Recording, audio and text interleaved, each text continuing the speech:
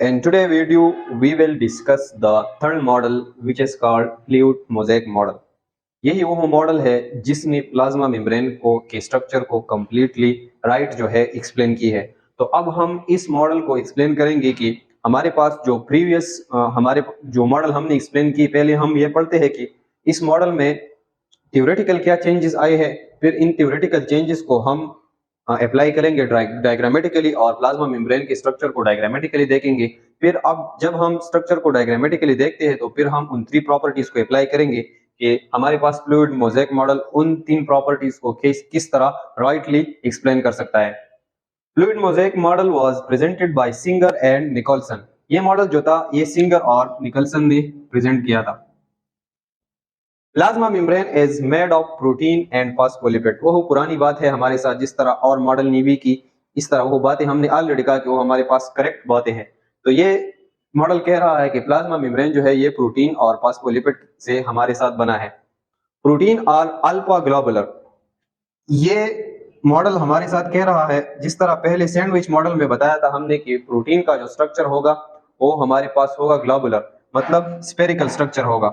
तो वो हो सैंडविच मॉडल में भी हमारे पास वो हो बात जो थी वो सही थी, लेकिन जिस तरह यूनिट मेम्ब्रेन में हमने बताया था कि ये फाइब्रस प्रोटीन है तो वो बात हमारे पास गलत है। तो इसी तरह ये हमारे पास जो प्रोटीन है उसका स्ट्रक्चर बेसिकली है ग्लोबुलर। अब इसने इस प्रोटीन के बारे में एडिशनल इंफॉर्मेशन दी है, उसको अब हमें समझना पड़ेगा। These protein are classified into two categories. हमारे साथ जो ये ग्लोबुलर प्रोटीन है हमारे पास सेल मेम्ब्रेन में, तो ये दो कैटेगरी में हमारे पास अरेंज हुए हैं।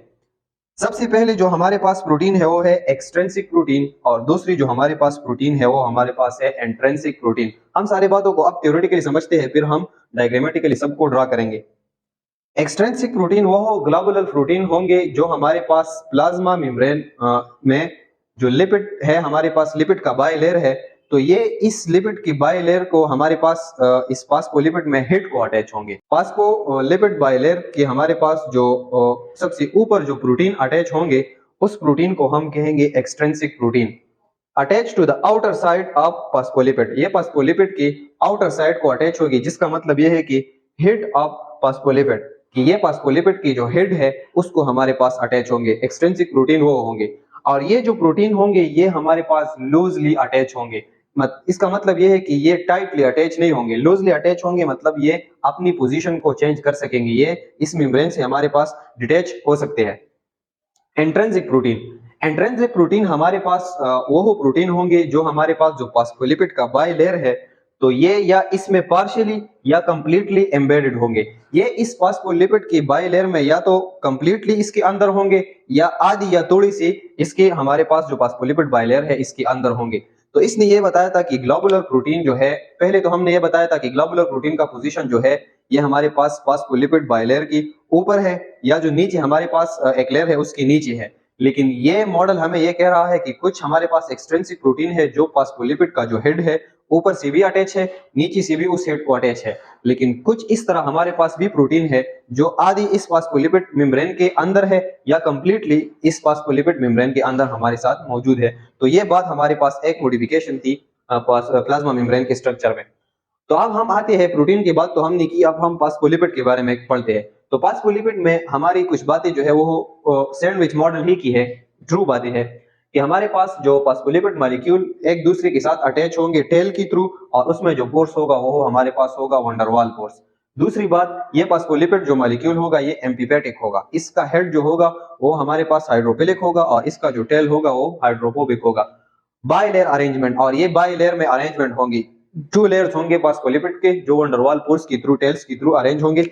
ये हमारे पास फास्फोलिपिड के बारे में बातें थी जो ऑलरेडी हमने एक्सप्लेन की थी।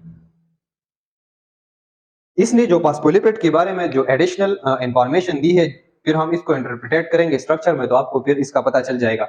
वो नई बात यह है कि phospholipid molecule shows two type of moment. जिस तरह उस मॉडल में मोमेंट की बात नहीं थी, लेकिन इसने ये कहा कि हमारे पास जो फास्फोलिपिड है वो two types of moment show करता है। दो तरीके से वो हरकत करता है। इस एक मोमेंट को हम कहते हैं ट्रांजिशन मोमेंट और दूसरी मोमेंट को हम कहते हैं फ्लिप फ्लॉप मोमेंट। तो इसी तरह हमारे पास जो फास्फोलिपिड का मॉलिक्यूल होगा, एक मॉलिक्यूल, ये हमारे पास टू टाइप ऑफ मूवमेंट जो है इस बायलेयर में शो करेगा। ट्रांजिशन मोमेंट ये होगा कि हमारे पास जो फास्फोलिपिड का एक लेयर होता है या ऊपर वाला या नीचे वाला, अगर इस लेयर ही के अंदर एक मॉलिक्यूल जो है मूवमेंट कर रहा है तो उस मोमेंट को हम कहते हैं ट्रांजिशन मोमेंट।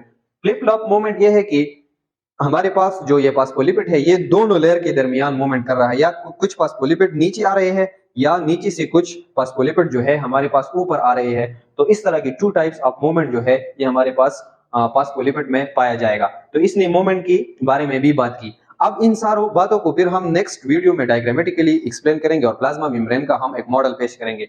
इसने भी वही बातें की है, लेकिन इसमें इस तरह ये दो हमारे पास इंटरप्रिटेशन थे। हमारे पास जो फास्फोलिपिड के मूवमेंट के बारे में बताया और इसने हमारे पास प्रोटीन की टाइप्स बताई कि कुछ इंट्रिंसिक होते हैं कुछ एक्सट्रिंसिक होते हैं।